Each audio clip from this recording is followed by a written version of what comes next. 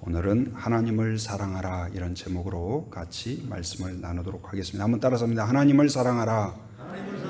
하나님을 사랑하라. 혹시 오시면서 길가에 태극기가 붙어 있는 거 혹시 보신 적 있으세요? 오직 그냥 교회를 간다 해서 옆에 혹시 못 보신 분이 계실지도 모르는데 오늘 왜 태극기를 붙여놨을까요? 제헌절. 여러분, 제헌절이 무슨 날일까요?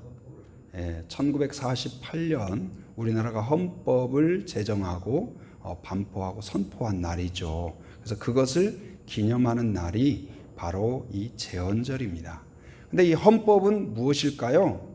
법이 많이 있죠. 상법도 있고, 여러분 오는 데에 있어서 뭐 30km, 50km, 정차하시오 이런 게 다 무슨 법이에요? 도로교통법. 또 뭐 상거래 하는 데 있어서 다 법이 적용이 되죠. 뭐 통신보호법, 개인 무슨 보호법, 다 수많은 법이 있어요. 그런데 그 모든 법을 다스리고 지배하고 모든 것을 규정하는 법이 무엇이냐? 바로 헌법이에요.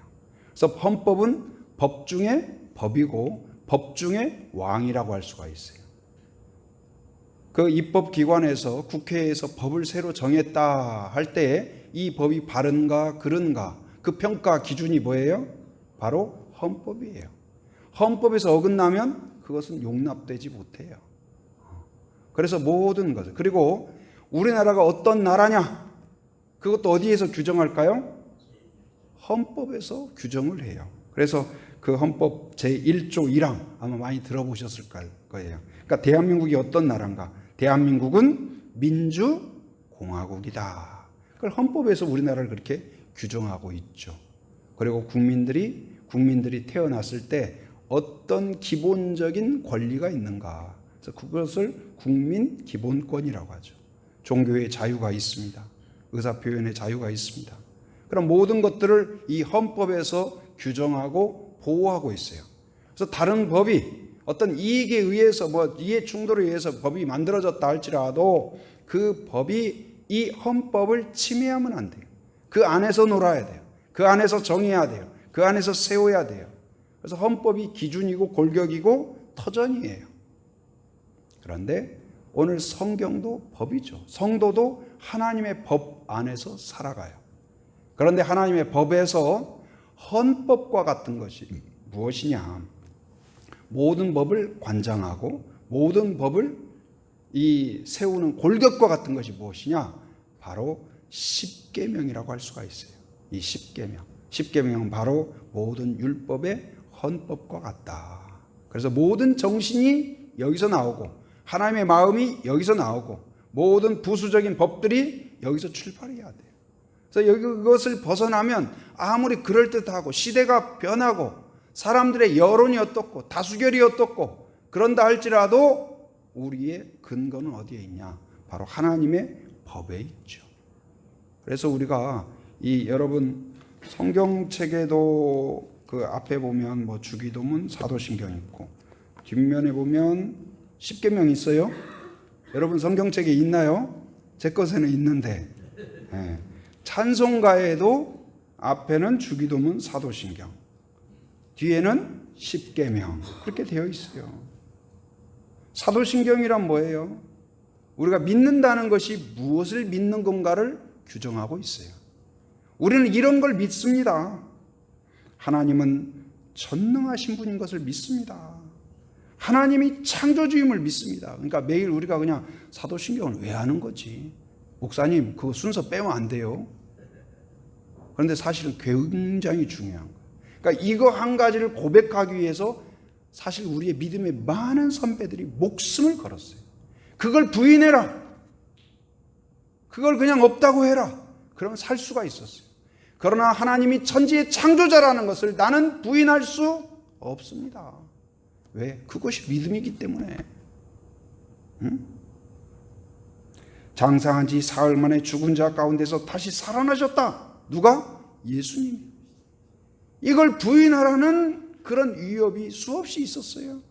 그러나 그 많은 사람들이 이걸 나는 죽어도 내가 죽는다 할지라도 이것을 부인할 수 없습니다.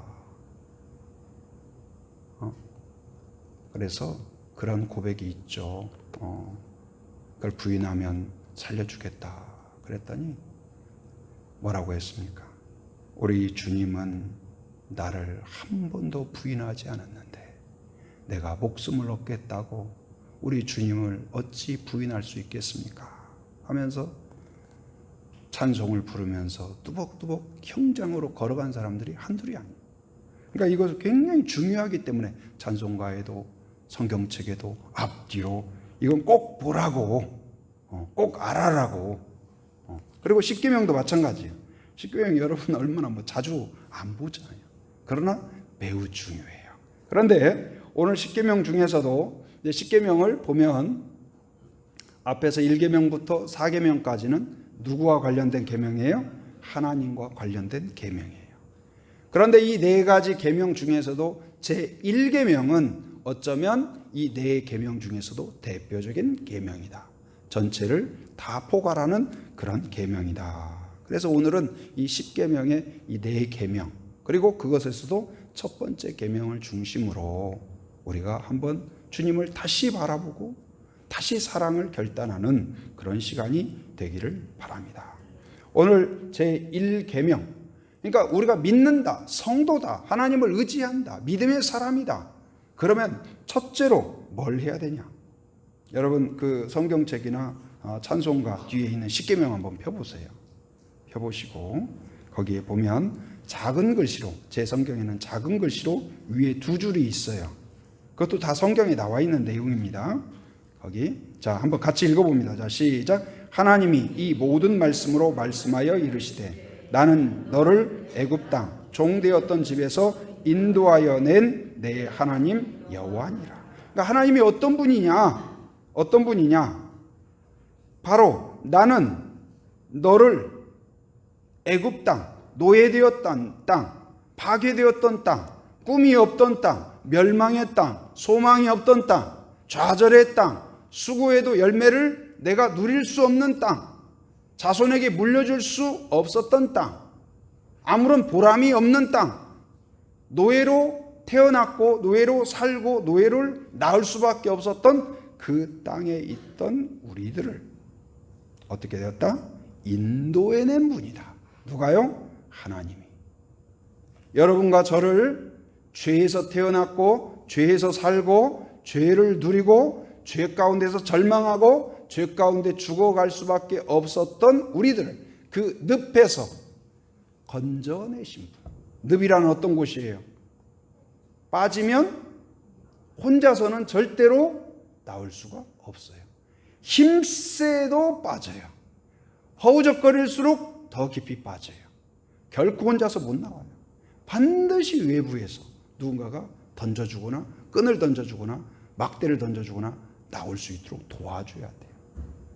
그런데 그 죄의 늪에서 우리 스스로 해결할 수 없는 그 늪에서 우리를 건져주신 분이다. 그래서 거기에 접속사를 듣는다면 그러므로 너는 나 외에는 다른 신들을 내게 두지 말라. 그러므로 너는 나 외에는 다른 신들을 내게 두지 말라. 너는 누굴까요? 거기에 너는이 누굴까요? 바로 이스라엘 백성을 가리키겠죠. 1차로는. 바로 어떤 사람이에요? 하나님의 전적인 은혜로 구원받은 자. 그 노예의 땅에서 해방된 자. 그 사람을 가리키는 거예요. 곧 이제 죄에서 멸망할 수밖에 없었던 그 늪에서 구원받은 백성들. 지금 이 시대는 교회라고 할 수 있어요. 교회는 어떤 공동체일까요?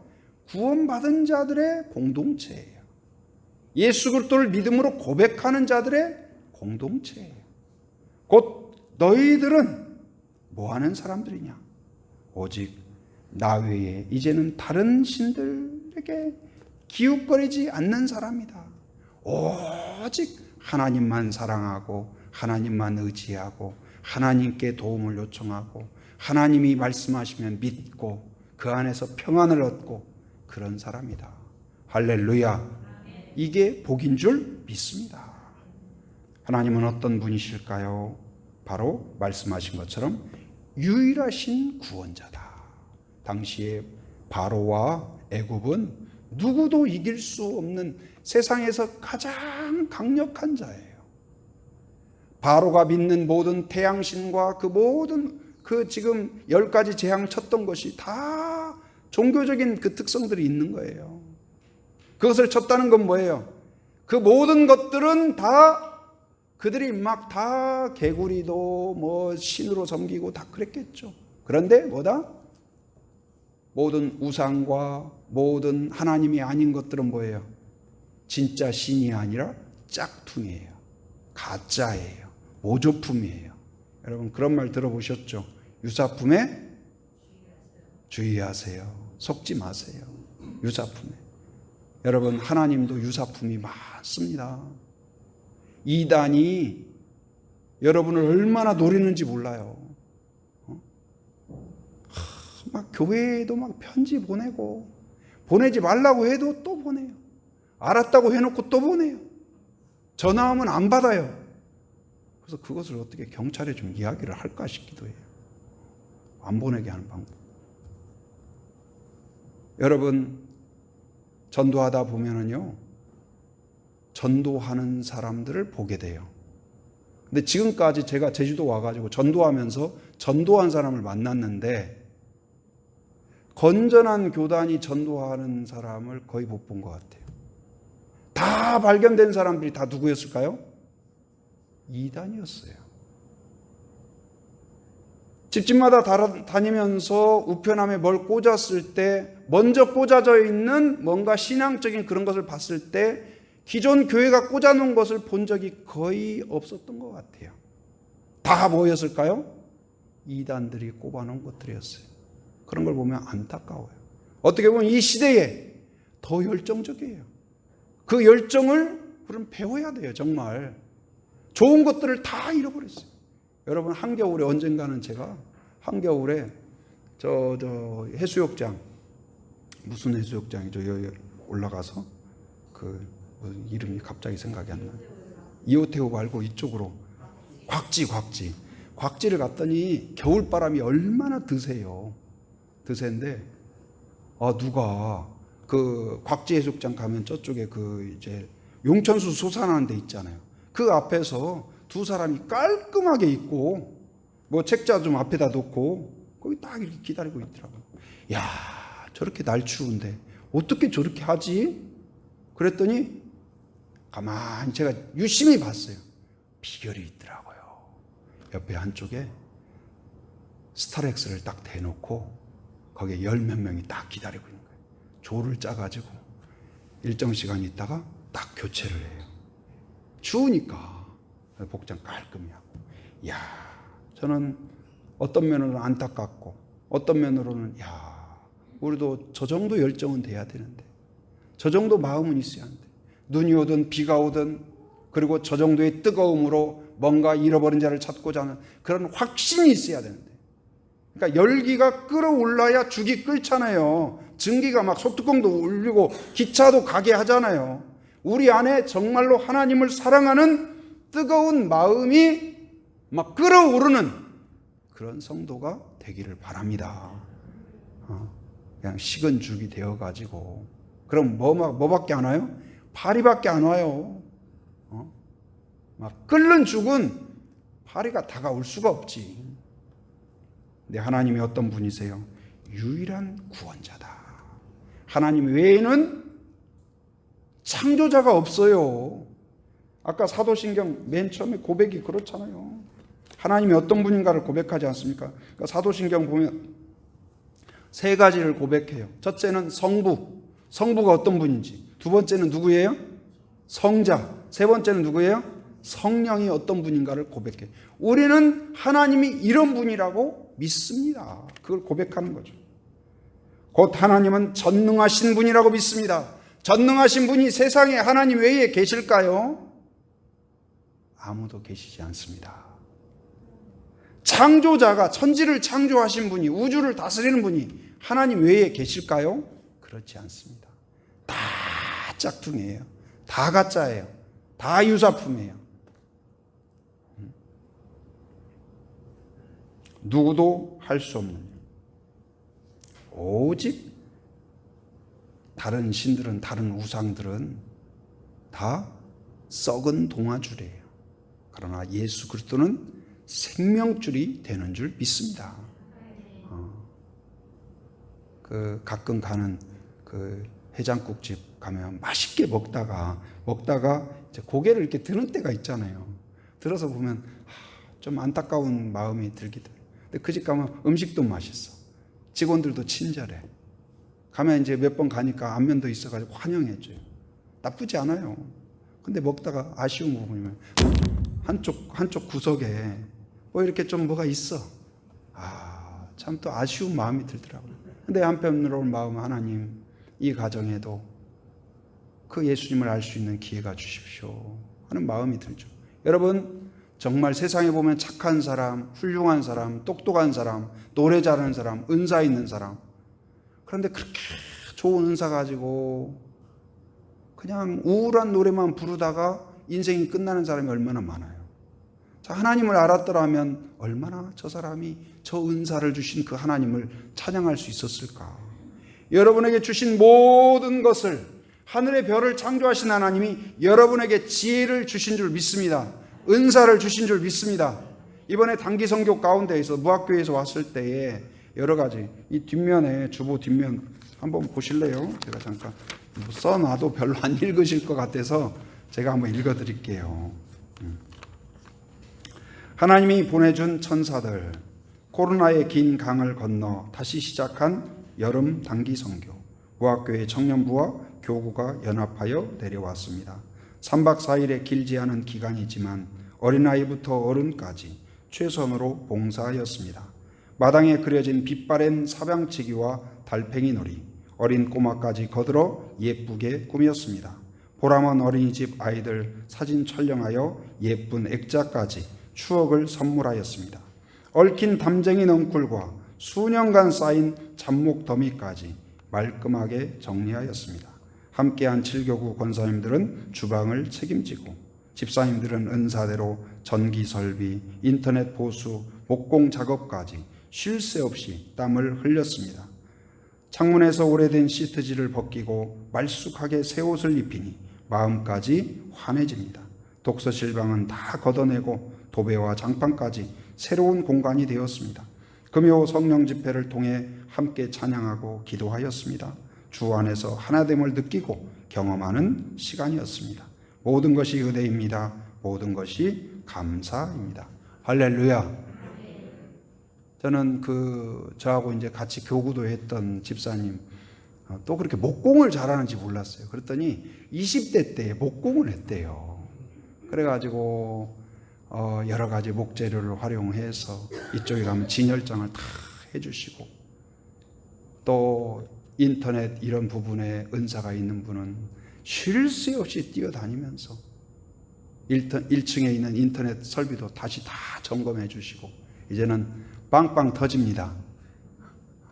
가끔 인터넷 끊어졌다고, 목사님 인터넷이 안 돼요. 그러면 우리 이렇게 이제 큰 교회야 그런 관리 집사님이 계시니까 다 이렇게 전문성이 있고 해결하지만, 모든 문제가 다 목사님 이거 안 돼요, 목사님 화장실 휴지 없어요, 목사님 에어컨 안 돼요, 목사님 밥통이 떨어져요. 그래서 제가 영역만 있어야 되는 것이 아니고 만물 박사, 아주 슈퍼맨이 되지. 근데 그 정도가 또 안 되니. 그래서 그럼 제가 저도 모르는데요. 그러면 성도들이 아이 목사님도 별거 아니네. 혹시 그런 생각할까 봐. 근데 그렇게 뛰어다니면서 수고해 주시고, 또 우리 오늘 참여하신 우리 집사님 같은 경우, 이게 입구에 들어오다 보면 이렇게 칠해져 가지고, 여러분 막 비 오면 미끄럽고 눈 오면 미끄럽고 그러잖아요. 그 전에 단기팀이 와가지고 다 열기 속에서 이렇게 뜯어냈거든요. 근데 남은 부분을 또 그라인더로 가라는데 막 비가 쏟아지는데도 막 그걸 하시더라고요. 뭐라도 도와주려고. 근데 그 모습이, 그러니까 우리가 믿음 안에 산다는 것이 무엇이냐? 바로 은사를 누가 주셨다? 하나님이 주셨다는 사실을 인정하는 거예요. 창조주 하나님이 나에게 건강이 있다면 건강도 하나님이 주셨고, 지혜가 있다면, IQ가 있다면, 지식이 있다면, 능력이 있다면, 돈이 있다면, 자녀가 있다면, 가정이 있다면, 집이 있다면 다 모든 것이 누가 창조자예요? 하나님이 창조자라는 것을 믿습니다. 이게 믿음이에요. 내가 벌었는데, 내 건데, 내가 나왔는데, 내 집인데, 에이, 그게 아니에요. 은사로 마음껏 섬기고 하나님의 기쁨이 되고 하나님의 흐뭇함이 되고, 그게 교회다. 여러분, 그럴 수 있기를 바랍니다. 은사를 아껴봐야 남는 거 아무것도 없어요. 제 강단에서 말하기는 그렇고, 아끼면 그래서 여러분이 주신 은사는 사용하라고 주신 거예요. 하나님이 창조자다, 하나님이 구원자다, 하나님만이 전능하셔요. 그래서 그 찬양을 제가 오래전부터 불렀던 찬양이 아주 좋아하는 찬양입니다. 뭘까요? 내 하나님은 크고 능 있고 힘 있어 못할 일 전혀 없네. 여러분, 못할 일 전혀 없는 분이 누가 계실까요? 누군가가 그렇게 말한다면 가짜입니다. 유사품이에요. 그러나 하나님은 못할 일이 없으시다. 힘듭니까? 죽을 것 같습니까? 도무지 답이 없습니까? 십자가 앞에 나오는 길이 되기를 바랍니다. 주님을 찾으면 천부여 의지 없어서 주님을 찾으면 거기가 생명줄인 줄 믿습니다. 어려운 일도 하나님께 나오는 돌다리가 되기를 바랍니다. 하나님은 창조자다, 구원자다, 전능하시다. 이걸 믿으세요. 다른 데서 끼웃끼웃 구걸하지 말고 하나님 앞에 품위 있게. 여러분, 사람들에게 도움을 구하면 우리가 좀 좀 그럴 때가 있어요. 근데 하나님 앞에 나와서 하나님께 구하고 기도하고 간구하고 그러고 나서 에이, 좀 하나님한테 괜히 말했네. 찝찝한 사람 있어요? 하나님한테 막 기도하고 나서 돌아서서 갈 때 하나님한테 그 말은 안 할 건데 괜히 요청했나, 좀 찝찝한 그런 마음 들 때가 있어요? 아니에요. 무슨 말을 해도 괜찮아요. 하나님한테 뭘 요구해도 괜찮아요. 좋은 것, 귀한 것, 어려운 것, 힘든 것, 죽을 것 같은 것, 무엇이든지 하나님께 구하시기 바랍니다. 그리고 하나님께 그렇게 전능하시고 우리가 구해도 되는 이유는 무엇일까요? 유일한 사랑으로 우리를 사랑하시기 때문에 그래요. 하나님만큼 여러분을 사랑하는 분이 안 계셔요. 다 사랑합니다. 우리를 사랑하는 사람이 많죠. 어느 날 전화 와가지고 한 번도 들어보지 못하고 만나지도 못한 분이 사랑한대요. 그래서 감동해가지고 웬일인가 했더니 고객님 사랑합니다. 여러분도 많이 받으시죠? 그런데 감동이 없어요. 그런데 여러분, 우리가 힘들고 지칠 때에 다 해결되지 않을 때 조용히 눈 감고 하나님이 사랑하는 아들아, 내가 널 사랑한다, 그 한마디면 모든 게 해소가 돼요. 저도 어느 때 이렇게 막 분주하게 다니다가 빈 예배당을 나와서 좀 멍하게, 그럴 때 마음속에 조용히 잔잔하게 성은아, 힘내라, 내가 흐뭇하다, 그런 음성이 귀로 들리는 것이 아니라 마음으로 들리는 것 같아요. 그러면 참 더할 나위 없이 위안이 돼요. 더할 나위 없이. 하나님이 얼마나 좋은 분인가, 얼마나 사랑하는 분인가. 제가 언젠가 오래전이에요. 이렇게 아침 시간에 차를 가지고 가는데 창문을 이제 열어놨어요. 근데 중학교 한 2학년들이나 되나? 요즘은 애들이 그렇게 안 나겠죠. 근데 애들이 기본 용어가 욕이었던 것 같아. 옛날에 지하철 앞에서도 보니까 여자애들인데도 둘이 이야기하는데 한 줄 이야기하면 욕이 한 3마디는 들어가더라고요. 옛날 같으면 얘야 그러면 안 돼. 근데 괜히 또 우리 욕한 거 아닌데요? 애들은 또 그래요. 근데 제가 이제 차 문을 열어놓고 신호가 있어가지고 차가 쭉 기다리고 있잖아요. 남자애들이 지나가면서 욕을 하는데 누구 욕을 하냐? 난 누구 욕을 하는가 했어요. 그랬더니 들어보니까 자기 엄마 욕을 해. 강단에서 차마 말할 수 없는 용어를 치면서 그 멋이 해가지고 막 욕을 해. 그랬더니 옆에 있는 애가 아니야, 그건 약과야. 우리 그 멋은 뭐 어쩌고 저쩌고 뭐. 그래서 저런 것들을 밥 주고 옷 주고 안 쫓아내고 참 대단하다. 그런 생각이 들 정도로. 왜 그럴까요? 철이 없는 거죠. 나를 낳아주고 나를 사랑하는 유일한 분이 부모님이라는 것을 모르는 것이죠. 우리가 하나님을 알지 못하면 그러고 다니는 거예요. 하나님을 모욕하고 하나님의 이름을 망령되게 하지 말라. 우습게 여기지 말라. 하나님은 어떤 분이에요? 전능하셔요. 우리하고는 비교할 수 없을 정도로. 그리고 우리를 유일하게 사랑하시는 분이에요. 예수 그리스도 독생자를 주시기까지. 그래서 우리한테 요구하는 것 딱 한 가지예요. 뭘까요? 사랑은 사랑이에요. 오직 사랑하라. 나를 사랑하라. 사랑으로 응답하라. 어떻게 사랑해요? 첫 번째 요구하는 게 뭘까요? 8절 9절에 보면 우상을 만들지 말라. 우상을 두지 말라. 다 버려라. 우상을 버려라. 이스라엘 왕 중에서 아합이라는 사람이 있어요. 아합. 그 당 아합은 악한 왕 중에서도 가장 독보적으로 악한 왕으로 유명해요. 왜 그렇게 약해졌을까요? 바로 그 아내 이세벨이 이방인인데 우상을 끌고 들어요. 바알이며 아세라며 많은 우상들. 그래가지고 그 엘리야와 850명의 바알 선지자, 아세라 선지자와 엘리야가 싸우는 장면이 나오잖아요. 그게 아합 시대예요. 아합 시대.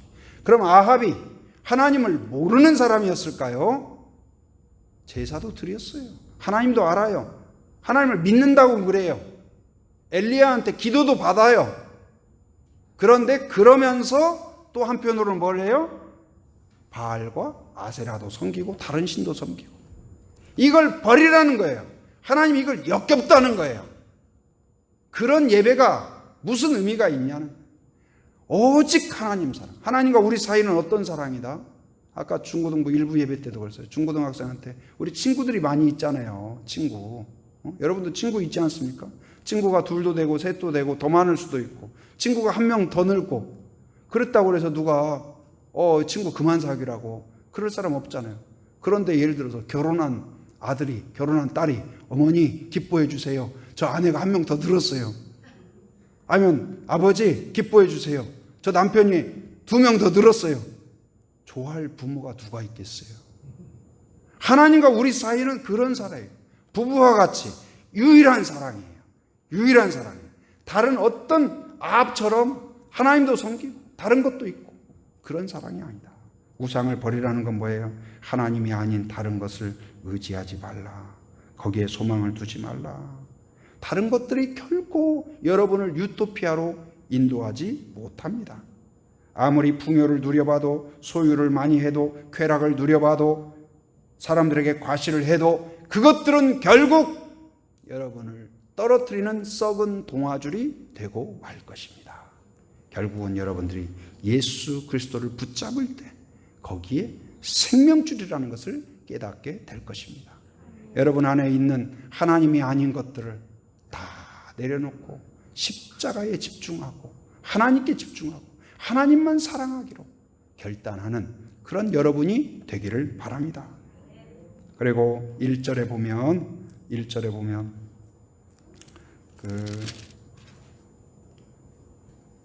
뭘 하라고 요구하시냐? 법도를 듣고 그것을 배우며 지켜 행하라.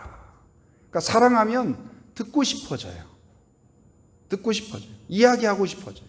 그래서 사랑하는 사람, 이게 교제하는 사람들 보면 어떻습니까? 실컷 데이트하고 헤어져서 또 전화하고 밤새도록. 그렇지 않나요? 근데 사랑이 식어지면 같이 있기도 싫고 대화하기도 싫고 할 말도 없고. 근데 여러분, 하나님과 그런 누구도 모르는 그런 은밀한 대화가 있기를 바랍니다. 하나님의 음성을 듣고 성경을 즐거워하고 배우려고 하고. 여러분, 가장 아름다운 풍경은 바로 부모와 자녀가 둘러앉아서 함께 하나님을 이야기하고 깨달은 것을 알려주고 격려하고 응원하고 박수 쳐주고. 여러분, 그런 가정이 되기를 바랍니다. 하루아침에 결코 자녀들이 믿음의 일꾼이 되지 않아요. 반드시 반드시 부모와 자녀가 둘러앉아야 돼요. 오늘 주일입니까? 주일 예배 끝나고 여기서 끝내지 말고 반드시 집에 가서 오늘 저녁에 둘러앉으세요. 그리고 애들한테 물어보세요. 오늘 교회에서 어떤 거 들었냐? 오늘 또 어땠냐? 그럼 애들이 처음에는 뭐지? 뭐 들었지? 아무것도 머리가 하얘할 수가 있어요. 근데 신기하게 그걸 딱 물어봐 놓으면 우리의 뇌가요 막 작동을 해요. 아, 그거 생각났다. 오늘 딴 때는 안 줬는데 오늘 아이스크림 줬다. 뭐 그런 거라도 생각이 나요. 그래서 먼저 점자 생각났다. 아까 선생님이 그 이야기한 거 아니면 설교에서 그 이야기한 거 생각났다. 아, 그렇구나 해서 뭔가 점점 하나님과 가까워질 수 있도록 여러분 반드시 그럴 수 있기를 바랍니다. 정말로 부탁을 드려요. 여러분 가족과 믿음으로 둘러앉으세요. 믿음으로 둘러앉으세요. 그럼 반드시 하나님이 그 자녀를 위대하게 만들어 주실 것입니다. 내가 자녀를 통제할 수 없을 때 말씀이 그를 통제하는 것을 보게 될 것입니다. 내가 자녀를 이끌려고 하는 것 얼마 안 남았어요. 고등학생만 돼도 엄마가 말해도 우습습니다. 아빠가 말해도 아버지 왜 이러세요? 그래요. 통제가 안 돼요.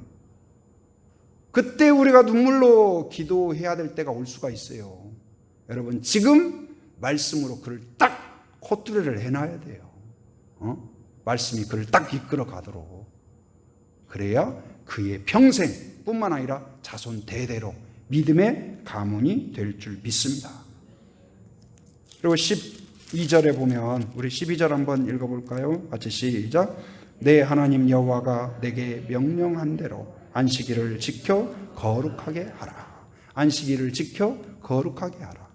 안식일은 무슨 날일까요? 모든 피조물들이 하나님 앞에 와서 하나님의 창조를 기뻐하고 영광을 돌리고 찬양하는 것이 안식일이에요. 그냥 뭐 놀러 가고 쉬고 내가 주인이 되고 늦잠 자고 그런 게 아니고 하나님을 인정하고 기뻐하고 즐거워하는 거예요. 주일이란 뭘까요? 나를 구원하신 예수 그리스도가 부활하심을 즐거워하고 기뻐하고 한 주 동안 베풀어 주신 은혜를 기뻐하고 감사하고 영광 돌리고 하나님을 인정하고 다시 마음에 녹긴 부분들을 닦아내고 빛나게 하고 이번에 단기성교팀 와서 아까도 말씀드렸지만 마당에 있는 그 사방치기 그림 또 달팽이 놀이 그림 이게 이제 몇 년 전에 그 원주에서 온 단기성교팀이 예쁘게 그려놨었죠. 근데 사람들이 받고 다니고 햇볕이 쬐이고 비가 오고 눈이 오고 세월이 지나니까 떨어지기도 하고 바래기도 하고 그러잖아요. 그런데 그것을 이번에 다시 다 깨끗하게 그래도 저 우리 꼬마들까지 나서가지고 다 그걸 했어요. 어쩌면 저는 교회가 그런 곳이다. 바로 우리가 정말로 하나님을 만나고 온전한 예배를 드릴 때에 나도 옛날에는 그랬는데 그런 때가 있죠. 나도 옛날에는 열심히였는데 나도 뜨거웠는데 나도 옛날에는 하나님이 정말 느껴졌는데 그런 과거적인 신앙, 화석 같은 신앙들이 있어요. 곧 한 번씩 어떻습니까? 우리를 다시 색깔을 칠해주고 선명하게 만들어주고 그럴 필요가 있어요.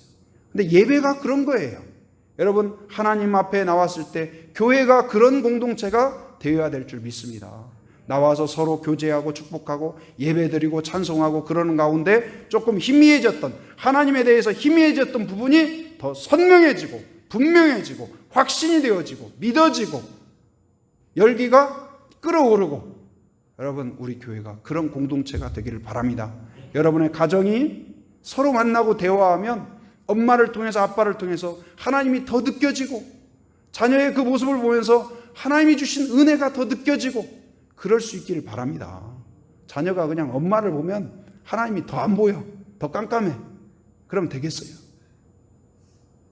서로 어른들을 보면은 저렇게 믿어야 되는구나, 저렇게 하나님을 의지해야 되는구나. 엄마 아빠를 보면서 그 가정의 어려움 앞에서 하나님을 의지하는 모습을 보면서 아이들은 지금 뭐래요?